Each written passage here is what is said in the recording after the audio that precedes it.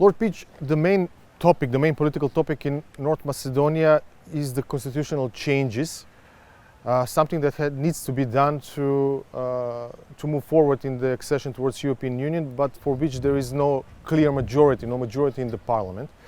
United Kingdom is not EU member, but strongly supports Macedonia's accession. What kind of message you have for the public, but also for political leaders and representatives in the country concerning constitutional amendments? Well, first of all, thank you for this opportunity. The UK has been very consistent that a future within the European Union brings the stability that North Macedonia and the entire region needs. And I'm very encouraged, since I was last here in March, by the recent meetings between the leaders and the flexibility that's starting to emerge. But I also would say, and your readers, your listeners, your watchers will know this, that recent polling indicates that many citizens have a very pessimistic outlook and further believe, and it's not just unique to this country, this beautiful country, that the economic situation, the standard of living will deteriorate. Therefore, there's an urgency for all politicians to show the citizens of North Macedonia they're committed to a future in Europe as part of creating a more prosperous, stable and fairer country where young people want to stay and build a better life. And I meet young people every time I come here and I'm very impressed by them. So my message is actually very simple. I urge all politicians to show unity and bring the necessary changes for North Macedonia to continue its long-awaited membership of the European Union. Is there another major concern or concern of official London about the situation in North Macedonia except the constitutional changes that you urge to be taken? We see North Macedonia as a very good example of regional stability. Your skilled diplomats and diplomacy has helped to resolve disagreements with neighbouring countries. And you've done it all through words, not through war. North Macedonia contributes to wider European security, taking its NATO commitments seriously, and I have this very strong memory of my time as the military head of NATO at the time when you joined the alliance, and you're a steadfast supporter on Ukraine.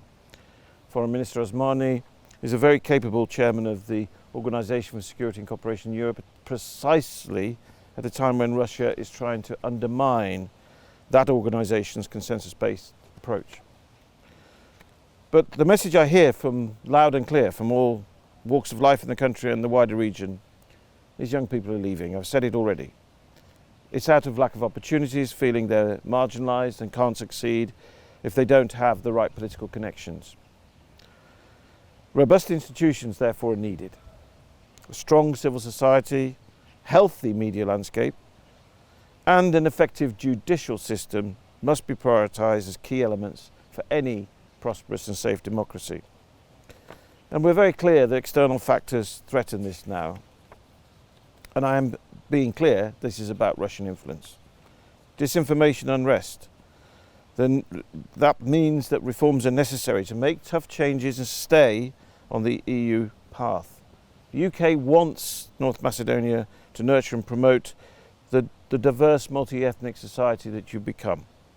And that is so important for this beautiful country. So we need you to continue to nurture that society. UK is at the forefront of tackling or battling Russian influence in the region. You mentioned that Russia is present here. Except this information, do you see any other vulnerable points where Kremlin maybe attempts to influence processes in North Macedonia? Well, again, let's be honest. We don't have to look very far to see the destabilising role Russia can and has played both here and in the wider region. The very agreement, which I'm here to celebrate the 5 years of the Prespा agreement, prompted a great deal of Russian meddling and orchestration of protests as they tried to block the compromise that you agreed very bravely with Greece. The government in Athens banned 4 Russian diplomats in response, and I see in Bosnia and Herzegovina how Moscow's fanned the flames of secession and sectarianism to undermine peace. The number and significance of cyber attacks has increased since Russia's illegal invasion of Ukraine. And the United Kingdom takes the threat from Russia extremely seriously and will continue to work with North Macedonia and all our NATO partners to bring our capability to bear against any adversary who seeks to undermine our collective security. Lord Pich, the most pressing issue in the region is the lack of dialogue, I would say, between Belgrade and Pristina. We have tensions in the north of Kosovo. The tensions are still very high. Do you think that this problem, this topic has the potential to destabilize the region and influence the region? It's a very important question. It is very important now to stop the violence and reduce the tension, to de-escalate. And the cycle of tension between Serbia and Kosovo needs to be calmed down for the benefit of all the countries of the region. Personally, I've engaged very intensively with the authorities in both countries in a balanced way and with all our significant partners in recent weeks. And my messages have been extremely clear to both sides. The action of the Kosovo government to impose the mayors in the municipal buildings by force 3 weeks ago was unwise and has had damaging consequences. I've been clear that the political leadership in both Kosovo and Serbia needs to focus on de-escalation of those tensions and, as you suggest in your question, return to the dialogue. We support the EU facilitated dialogue, which is aimed, of course, at securing a comprehensive, conclusive, legally binding arrangement. In simple words, normalisation, which benefits the citizens of both countries and, I think, crucially importantly, the whole region. When we speak about the region, how do you assess the situation in Montenegro and Bosnia and Herzegovina? Well, I've been in both countries recently, and every country faces challenges, and they are common to us all. The aggressive Russia, which I've already mentioned, seeking to destabilise, it's also accompanied by economic challenges, and parts of the political spectrum in many parts of Europe now which pursue nationalist policies and actually try and make division in society rather than bring society together. On the other hand, in Montenegro, in recent years, we've seen substantial political change from the Russian-inspired coup in 2016, but now more recently and happily, elections that have now followed both through a peaceful process and look strong and very well run. And as those coalition negotiations continue in Montenegro, I look forward to the formation of a new government with a fresh mandate. I very much enjoyed attending the inauguration of the president recently, and we continue to work with our friends in Montenegro on modernisation and reform for, again, Montenegro as a NATO ally's firm journey towards the Euro-Atlantic community and membership of the European Union.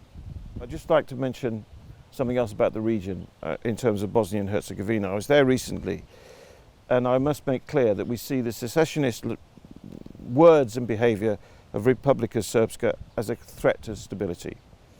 These are dangerous talks, and they close the space for critical voices, and it's an attempt to cling to power. And all politicians must avoid language which strains a political environment and damages the future.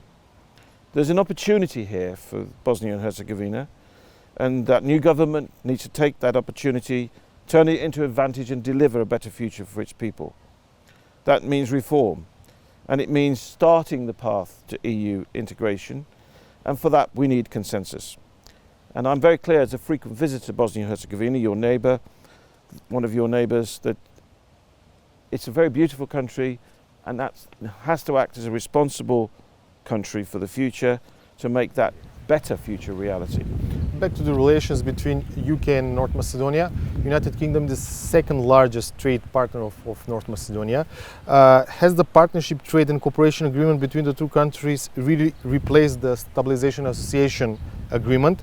And is there a new interest for British investments in the country? The bilateral relationship, it's very strong. We have a very strong trade relationship, which is over £2 billion a year. The partnership, trade, cooperation agreement is very important to provide a framework which we can amend as we get closer. And the UK is very proud, and I made that clear in my speech in Skopje this week for the King's birthday event, that we are very proud to be one of the top foreign direct investors in North Macedonia. And it's serious investment, including in high technology, automotive sectors, mining, IT, consumer, retail, food and drink. And what does British business do? It brings very strong corporate and social responsibility, environmental standards which are important to all of us, and it contributes to the overall stability in the business climate. And we are very excited that there'll be more opportunities in years to come. And so I'm very optimistic about the bilateral because it helps to provide good, high quality jobs, which again is my constant theme throughout this interview, which helps to provide a better future for the wonderful, talented young people of this beautiful country. Lord Pich, thank you very much for this interview for 360. Thank you.